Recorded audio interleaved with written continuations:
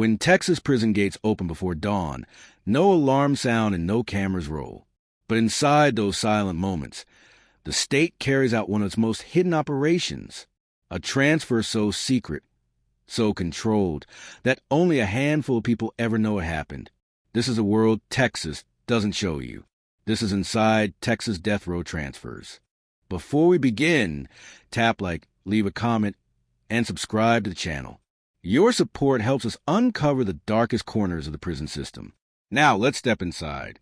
Long before dawn breaks over Texas, the state's most fortified prison units move with a precision almost no one ever sees.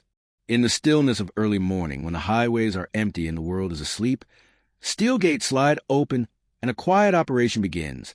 An operation so controlled, so secretive, that even most prison staff don't know it's happening. There are no news cameras waiting at the fences, no public schedules, no announcements to families, and no official paperwork released until long after the movement is over. Yet inside these concrete walls, something significant is unfolding. The transfer of inmates under the state's highest security classification. Every movement is a carefully layered task, run by officers trained to operate in silence and under strict protocol. These transfers happen quietly because Texas considers them one of the most sensitive operations in the entire prison system. When a gate opens, it is not random. It is timed, planned, ordered. The decision may have been made days earlier, in a conference room deep inside the Texas Department of Criminal Justice's administrative wing. Only a handful of officials, wardens, regional directors, transport supervisors, are aware of the schedule. The inmate being moved may not know until minutes before the process begins. The world outside assumes these transfers are rare, but inside Texas prison network, they are a critical part of the system. Whether the move is for a court appearance, a medical appointment, a security reclassification, or the final journey toward Huntsville, every transfer unfolds with the same focus: secrecy, containment, and control. The vehicles used are often plain, white or gray vans that blend into normal traffic.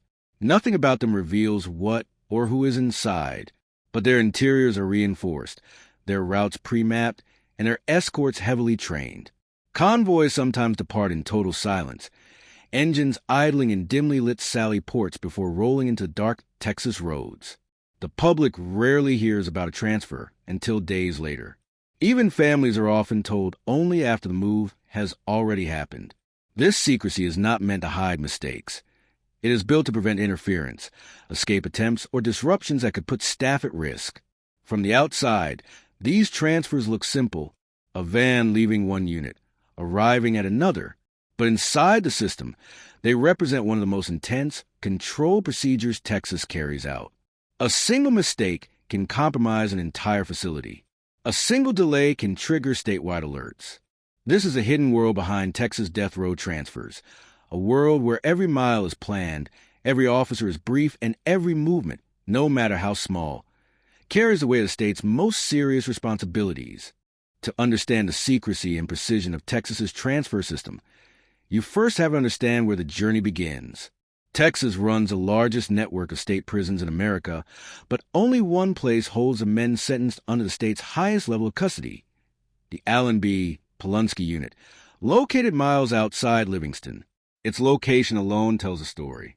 Surrounded by dense pine forests and long empty roads, Palunsky was chosen for one purpose: complete control. Palunsky is not built like a typical maximum security prison.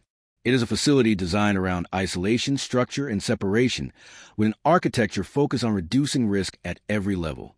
The building's long concrete corridors form a maze of steel, surveillance cameras, and electronically controlled doors. Each section can be sealed instantly, creating a layered environment where movement is rare and always supervised. Here, individuals under death row classification live in single-person cells, each about the size of a walk-in closet. The walls are solid, the steel doors are thick, and the small windows reveal only a sliver of the hallway outside. For 23 hours a day, inmates remain in these cells, with the remaining hours spent alone in a small, enclosed recreation area. Meals are passed through a slot. Conversations echo faintly through steel and concrete. There are no group programs, no communal work assignments, and no standard rec room. Palunsky operates on quiet routines and tightly enforced schedules, designed to minimize movement. Yet, even in a place built for stillness, transfer operations remain a crucial part of the system. The geography of Palunsky plays directly into how these movements unfold. The prison's layout forces every transfer pass through multiple checkpoints: the housing pod gates, the hallway gates, the internal security doors, and finally the reinforced sally port that connects the inside world to the outside. Each gate opens only after confirmation from the control center. Each click and buzz part of a coordinated chain that marks the beginning of a high-security movement. What makes Palunsky unique is not only its physical structure, but also its position within Texas's correctional network. It sits far from major cities, far from crowded intersections, and far from the public eye. This isolation gives transport teams a natural advantage. Convoys can leave unnoticed, merge onto country highways, and complete their routes without attracting attention. The landscape becomes part of the security plan. In contrast, the Huntsville unit, often called the Walls unit, stands in the center of a busy town and serves as the endpoint for many high-security transfers. While Palunsky is hidden among forests, Huntsville is surrounded by city blocks, traffic, offices, and pedestrians. The distance between these two environments sets the stage for the transfer system's complexity. The state must move individuals from a place of extreme isolation to a facility located in the heart of public daily life, all without disruption or visibility. This geographic contrast shapes nearly every step of Texas's transfer strategy. Palunsky's remote design allows operations to begin quietly. Huntsville's central location requires operations to end precisely. Between them lies a 40-mile journey that must be executed without delay, uncertainty, or exposure. Texas death row geography is more than a map. It is a foundation of a system built on secrecy, structure, and controlled movement. And it is from this landscape that every high-security transfer begins. Texas did not always operate its death row system with the secrecy and precision it is known for today. The modern structure, isolated housing, single-cell confinement, unmarked transfer convoys, was built out of decades of trial, error, and hard lessons. To understand why Texas became the strictest death row state in America, you have to return to years before everything changed. For most of the 20th century, Texas housed its death row inmates at the Ellis unit near Huntsville. The environment was more open. Inmates worked in groups, moved through shared corridors, and lived under a system that allowed limited interaction. At first, officials believed that controlled group movement was manageable. But by the late 1990s, weaknesses in that model began to show. In 1998, the system reached its breaking point. A group of inmates at Ellis exploited gaps in supervision and attempted an escape, an event that shocked the state and revealed vulnerabilities that could no longer be ignored. It wasn't just a breach. It was a sign that the existing structure could not guarantee absolute control over the highest-risk prisoners. State leaders made a swift and dramatic decision. Texas death row would be completely redesigned.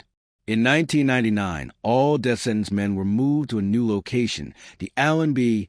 Palunsky unit, a facility built for isolation instead of group management.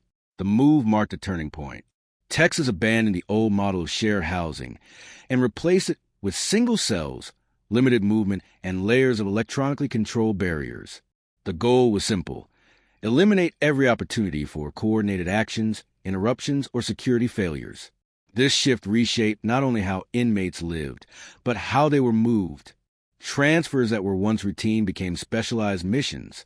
Under the new system, Texas established dedicated teams trained exclusively for high-risk transport, officers instructed to operate with quiet precision, strict communication codes, and rapid decision-making. The transfer network was rebuilt around secrecy because state officials understood that visibility created risk. Over the next 2 decades, a series of legal cases and administrative reviews further reinforced this strict approach.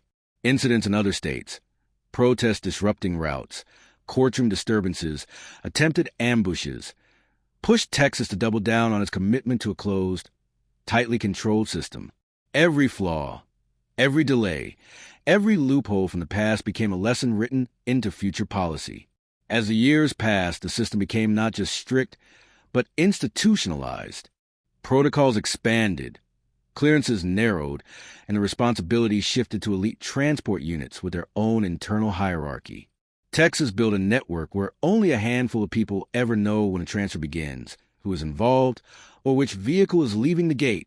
By the mid-2000s, the death row operations most Americans imagine, publicized, predictable, or semi-visible, were gone.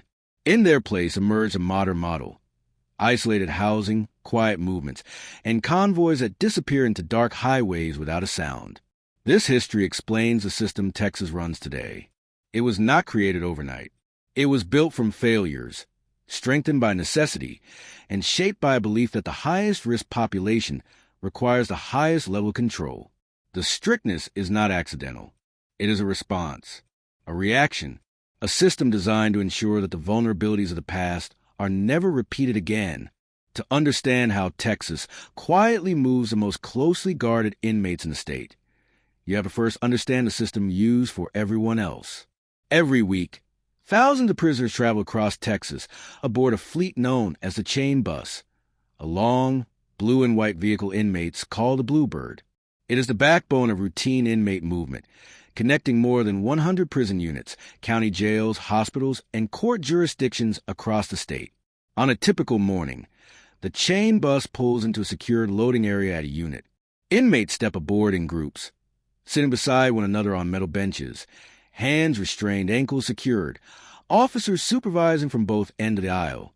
The bus makes multiple stops across the region, picking up and dropping off dozens of inmates on a single route. It is a predictable, scheduled part of prison life, loud, busy, and constantly in motion. But that's where the similarities end, because death row inmates do not ride the chain bus. Their movement is treated as a completely different mission, one that requires secrecy, precision, and far fewer people involved. Instead of a long bus crowded with inmates, Texas uses unmarked white or gray vans, reinforced inside but visually ordinary on the outside. There are no groups, no stacked manifests, no predictable routes. Only one individual is transported at a time, and each move is handled by officers trained specifically for high-risk operations. On the chain bus, officers manage a crowd. During a death row transfer, they manage a situation.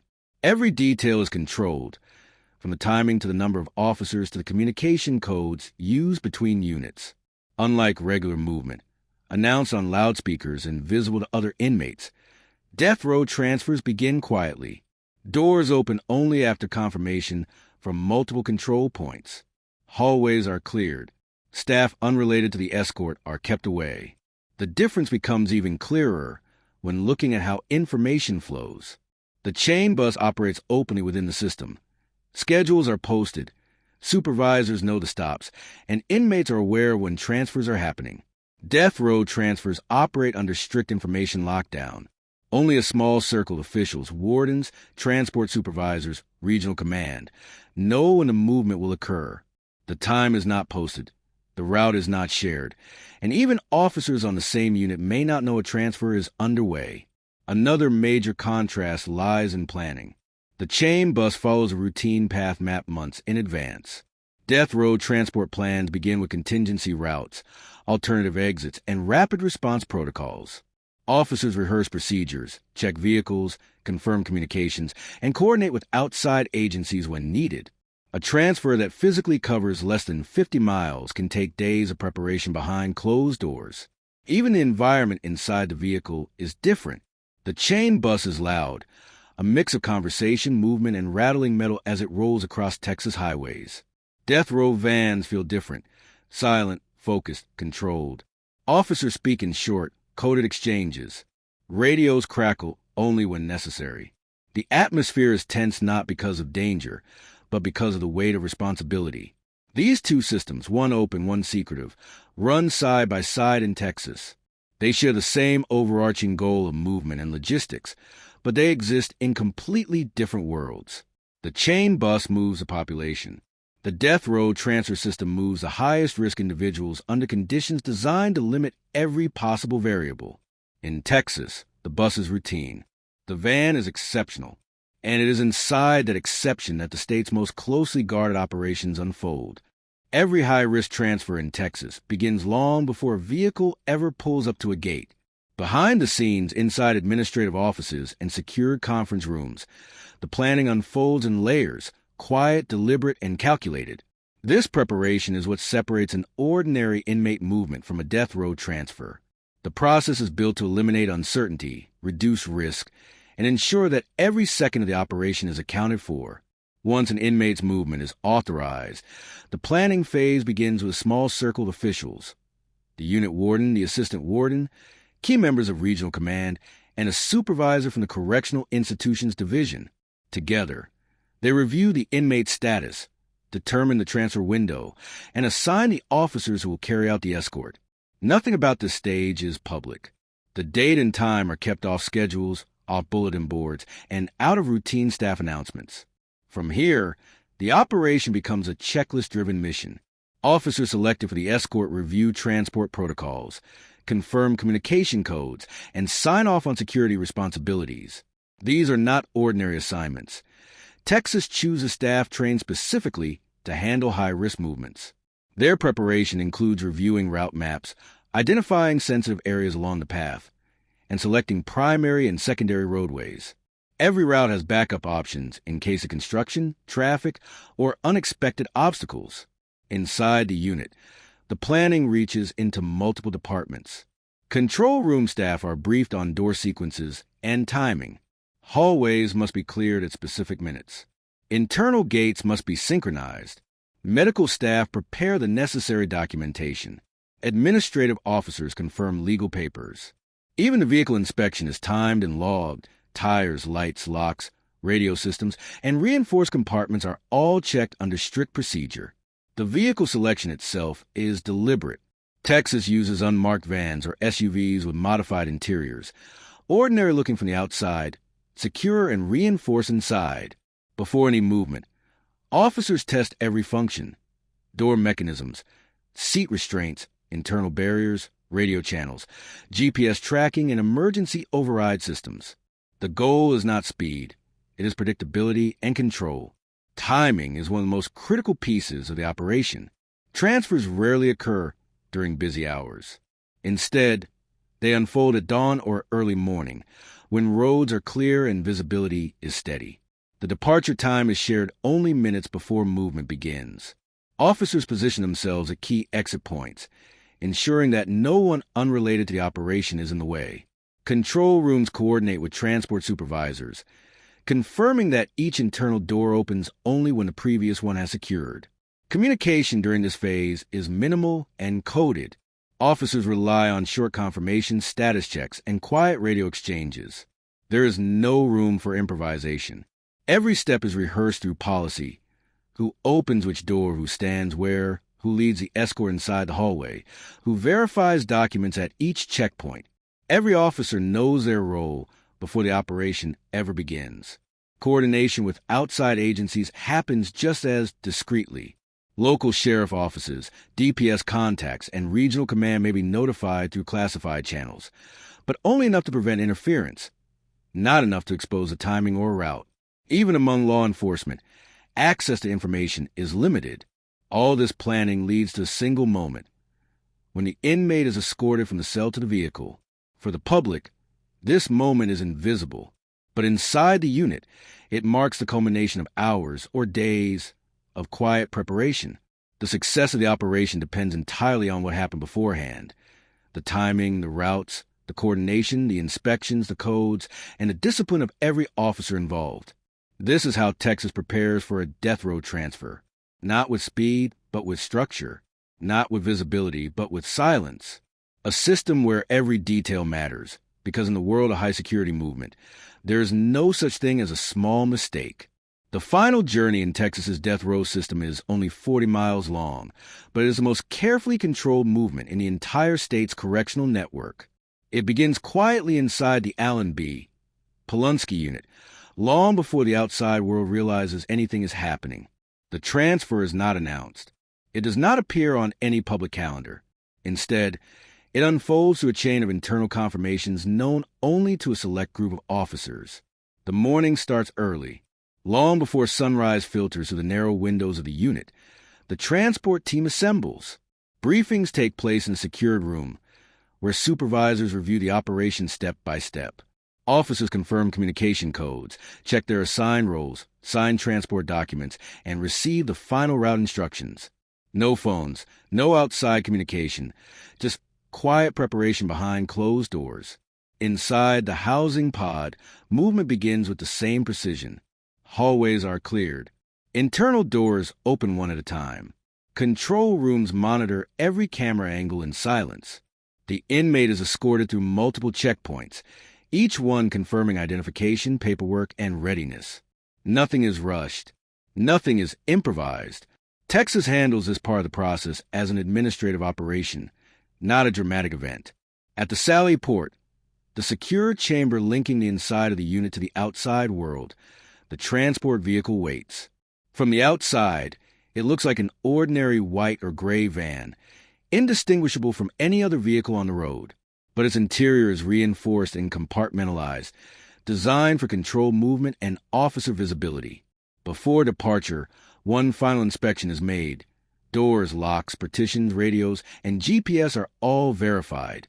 Once the escort team receive the final signal, the van rolls out of prison gates and onto the quiet roads of East Texas.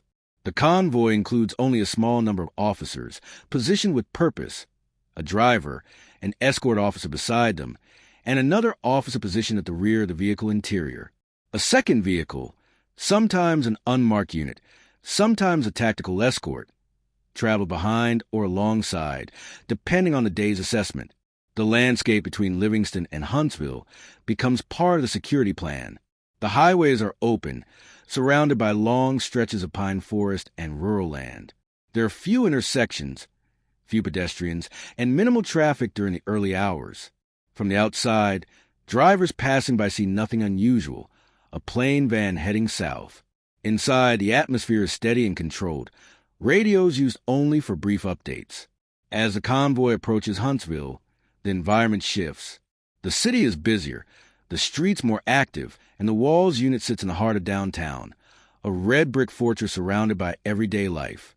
To manage this contrast, the transport team switches from broad route travel to precise timing.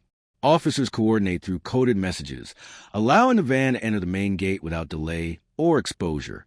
Inside the Walls unit, another series of secure checkpoint begins.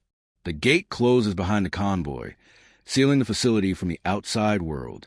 Officers guide the movement through enclosed corridors toward a small holding area separate from general population. Here, the administrative procedures resume. Identity confirmation, documentation review, and official notifications to TDCJ leadership and legal authorities. This holding area sits only a short distance from the room, where the final legal process will occur later in the day. But at this stage, the focus is purely administrative, verifying arrival, securing the inmate, and logging the transfer. Officers maintain their positions with the same professionalism used throughout the journey, ensuring that each step is recorded and supervised. For the inmate, this short drive marks the first time outside Palunsky in years. For the officers, it is the culmination of a meticulously planned operation. And for the state, it is a reminder of why secrecy, timing, and precision lie at the center of Texas's death row system. The journey is not long, but it represents the most strictly managed movement in the Texas Department of Criminal Justice, one where every mile, every gate, and every decision reflects a system built to operate without interruption or visibility. While the final journey to Huntsville is the most well-known part of Texas's high-security system, it represents only one side of the transfer network. Behind the walls of Polunsky, Mountain View, and other maximum security units, movements happen for many reasons, each one handled with the same discipline, secrecy, and layered planning. These are the transfers the public rarely hears about: medical transports, court-ordered appearances, and emergency relocations that unfold quietly but play a critical role in how the state maintains control. Medical transfers are among the most frequent. Even under the strict conditions of death row housing, inmates still require specialized treatment, procedures that cannot be performed inside the unit. When that happens, officers escort the individual to one of Texas's secure medical facilities, such as the University of Texas Medical Branch in Galveston or the John Seeley Hospital. These hospitals contain dedicated correctional wings, built for both treatment and containment. The transfer process mirrors high-risk protocol, unmarked vehicles, route planning, early morning departures, and constant supervision inside medical corridors. The patient is always separated from the general hospital population, with officers positioned at all entry points. Court transfers carry a different kind of weight. When an inmate must appear in a courtroom, whether for an appeal hearing, resentencing, or legal motion, the movement becomes an intersection of prison protocol and county jurisdiction. These transports require coordination between TDCJ, county sheriffs, court officials, and sometimes the Texas Rangers.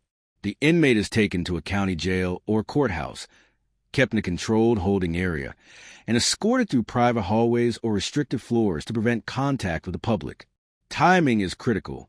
Court security teams must align with the prison's internal schedules, creating a combined operation that moves through multiple agencies without exposing the transfer to outside interference. Emergency transfers are the most unpredictable. They occur when the stability of a unit is threatened by factors such as medical collapse, internal disturbances, sudden facility lockdowns, or credible intelligence regarding potential harm or conflicts. These transfers can be initiated within minutes. Officers assemble rapidly. The route is chosen based on immediate conditions, and the movement takes priority over standard transport schedules. Although rare, these emergency operations illustrate the system's ability to shift from slow planning to rapid response without sacrificing control. Across all these types of transfers, the core principles remain the same: secrecy, structure, and containment. Texas operates under a philosophy that any movement involving high-risk inmates must be insulated from uncertainty. This is why the public learns about these transfers only after they occur. Families are notified by chaplains or attorneys, often hours later. Records appear weeks afterward, released through formal channels and redacted to protect staff and security details. Even though these transfers differ in purpose, they share the same architecture of control: multiple checkpoints inside the unit, a vehicle inspected at every stage, communication handled through coded phrases, coordination with external partners kept minimal and confidential. Officers operate the same way regardless of distance, whether moving an inmate to a nearby courthouse or across Texas for medical treatment. These unseen movements reveal how the system functions beyond its most dramatic moments. Not every transfer leads to Huntsville. Not every route signals a final step. But each operation shows the scale and precision of Texas's approach, a correctional network capable of shifting individuals across the state, while keeping the process almost entirely invisible to the outside world. In the unseen world of death row operations, these transfers form the quiet infrastructure, movements that keep the system functioning, secure, and prepared for any scenario. They represent the everyday side of a framework built not only for the extraordinary moments, but for all the ones in between. Behind every transfer in Texas's death row system, whether routine, medical, court-ordered, or part of a final legal process, there's a human story unfolding quietly in the background. These moments are rarely seen by the public, yet they shape the emotional and psychological landscape of everyone involved. Transfers are not only logistical events. They are experiences that affect inmates, officers, and families in different, often complicated ways. For inmates, movement is rare. Many spend years inside the same housing pod at Palunsky or Mountain View, living in the same quiet routines and seeing the same concrete walls every day. A transfer, even for medical or legal reasons, disrupts that stillness. When an inmate steps into a secured van, it may be the first time in years they glimpse trees passing along the highway or sunlight stretching across open roads. The world outside looks familiar yet distant, framed through tinted glass and brief glimpses between security checkpoints. Some remain silent the entire ride, absorbed in the moment. Others pray softly, hum quietly, or sit with thoughts they never voice aloud. Families feel this impact differently. Because transfers are confidential until completed, relatives often learn about them through a single phone call from a chaplain or attorney. The uncertainty can be emotionally heavy, knowing movement is happening, but not knowing when, how, or what it means. A scheduled court hearing, a sudden medical episode, or routine relocation can all trigger long hours of waiting, hoping, and wondering.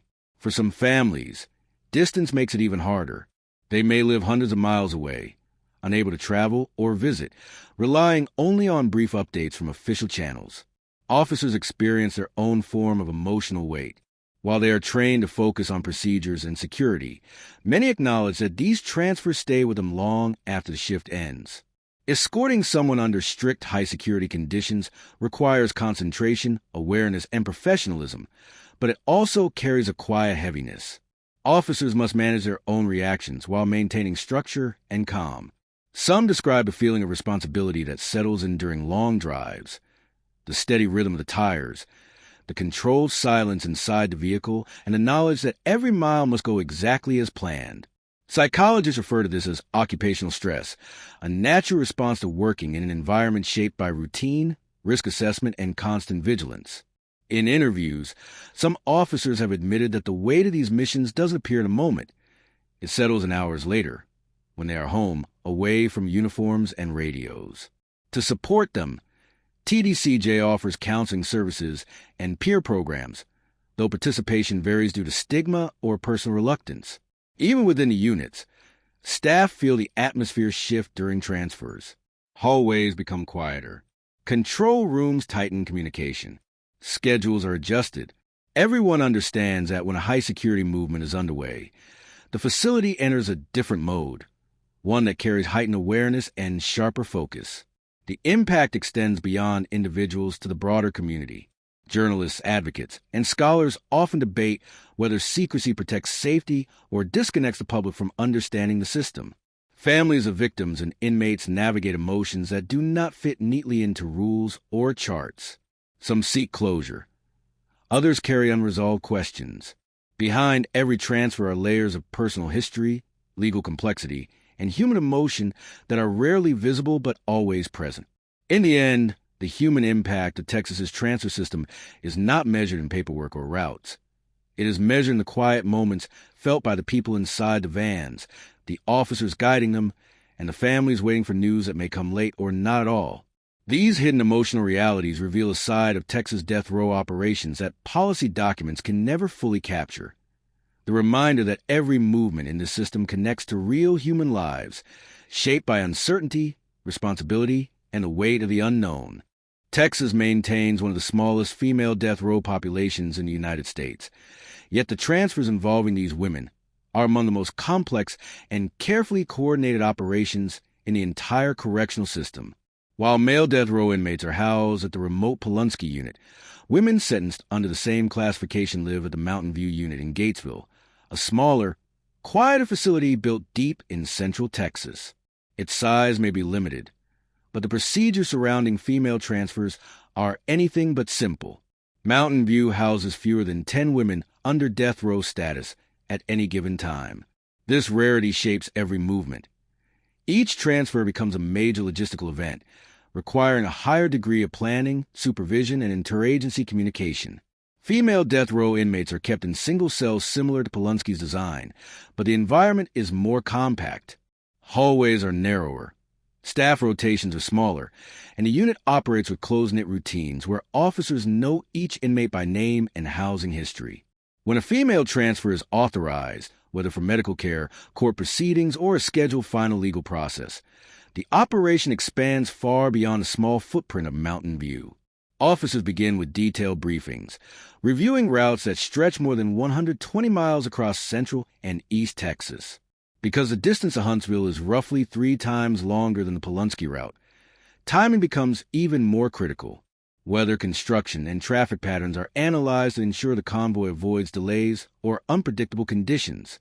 The transport vehicles look identical to those used for mail transfers, unmarked white or gray vans with reinforced interiors, but they contain specialized equipment for longer travel. Water supplies, medical kits, and extended duration restraints are prepared in advance. Female officers are always present as primary escorts, supported by armed male personnel positioned at strategic points within the convoy. This mixed team structure reflects Texas's policy of maintaining gender-appropriate supervision while preserving high-level security.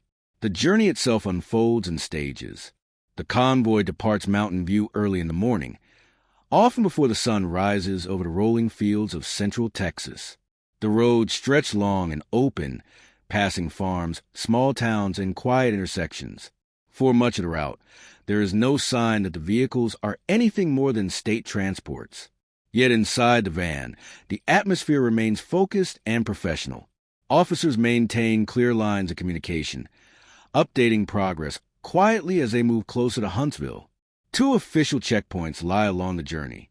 At each checkpoint, escort supervisors radio in their status, confirming location, timing, and any adjustments needed for the final stretch. These checkpoints act as security markers, ensuring that no interruptions or unexpected encounters occur along the extended route. Once the convoy enters Huntsville, the operation becomes more tightly coordinated.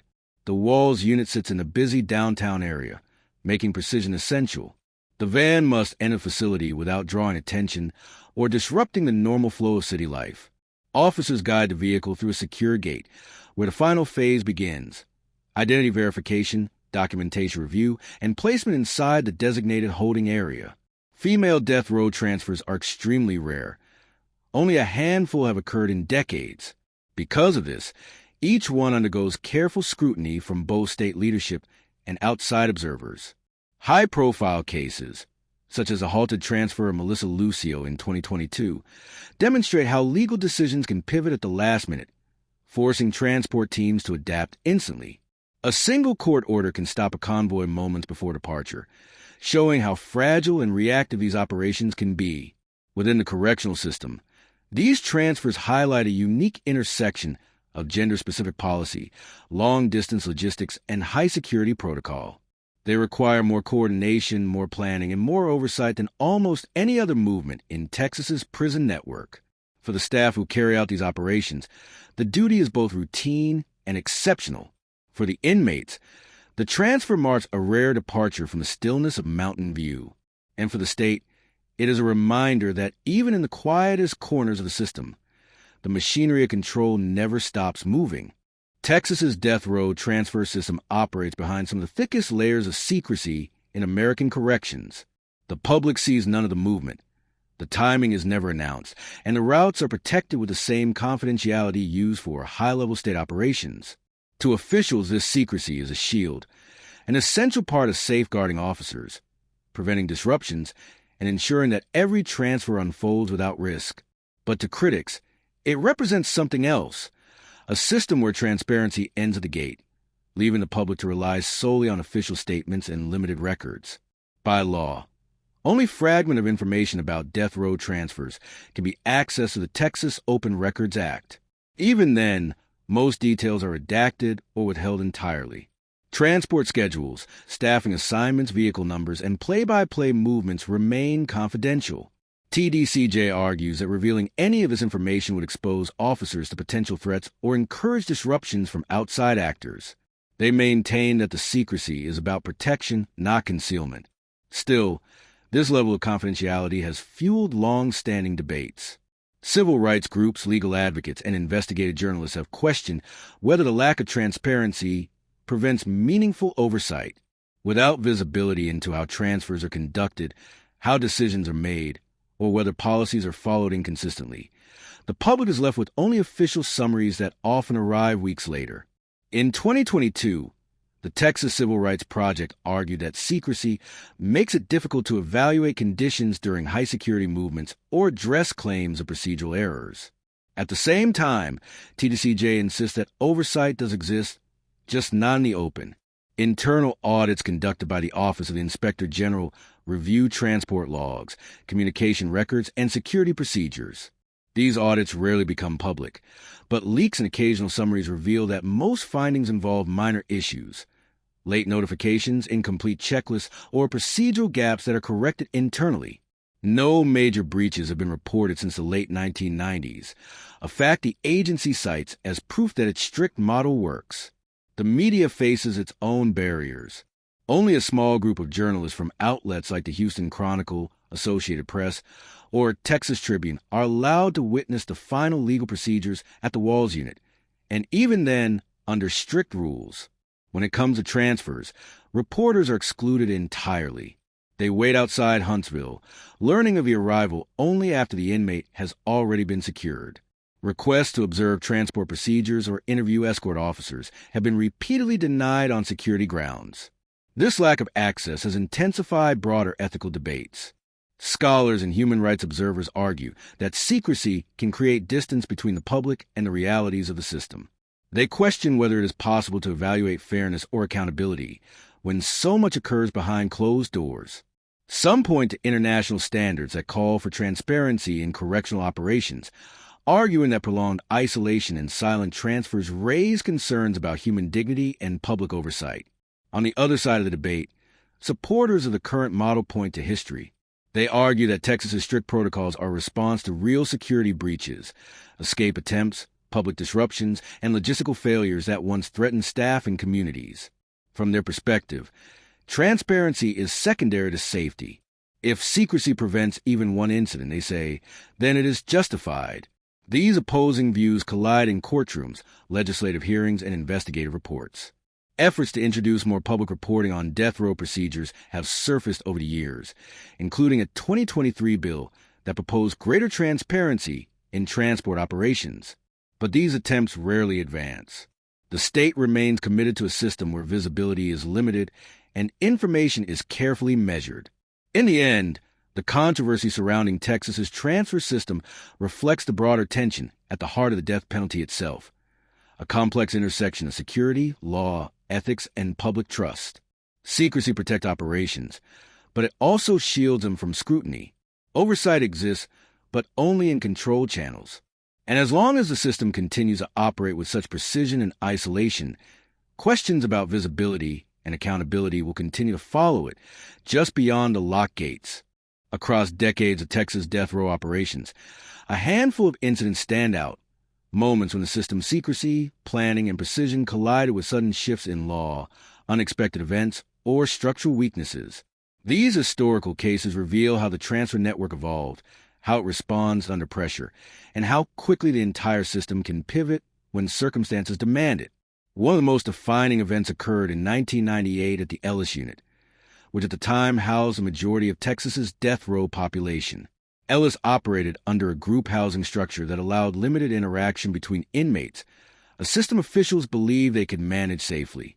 That assumption collapsed when a small group of inmates exploited gaps in supervision and attempted an escape. Although the incident was contained, it exposed vulnerabilities that could no longer be ignored. The aftermath was swift. Within a year, Texas made the defining decision to relocate all death sentence men to the newly prepared Allen B. Palunsky unit. And in the era of group movement, and marking the beginning of the highly isolated model used today, the 1998 breach became a turning point that redefined every future transfer. A second case unfolded nearly a decade later, one that demonstrated how quickly a transfer can reverse course. In 2007, inmate Kenneth Foster was moved from Polunsky to the Huntsville unit for a scheduled legal procedure. The transfer was completed discreetly, following every step of protocol. Officers confirmed arrival, logged the movement, and placed Foster into the designated holding area. Then, only hours before the final step of the legal process was set to occur, a sudden development changed everything. Then Governor Rick Perry commuted Foster's sentence. With a single announcement, the entire operation reversed. That same night, officers escorted Foster back to Palunsky, making his transfer one of the few documented instances where an inmate returned after completing the journey to Huntsville. The case is still referenced inside TDCJ as an example of how the system must remain flexible even in its most structured moments. Another widely discussed case involved Melissa Lucio in 2022, one of the few women on Texas's death row. Her transfer from Mountain View unit to Huntsville was scheduled with heightened coordination due to long distance and the national attention surrounding her case. Plans were set, routes prepared, and officers placed on standby. Yet in the final hours, the Texas Court of Criminal Appeals issued a stay that halted the operation before it began. The convoy never left the gate. This last-minute legal shift highlighted how sensitive female transfers can be and how external decisions, court rulings, appeals, or emergency filings, can alter the entire course of a high-risk movement.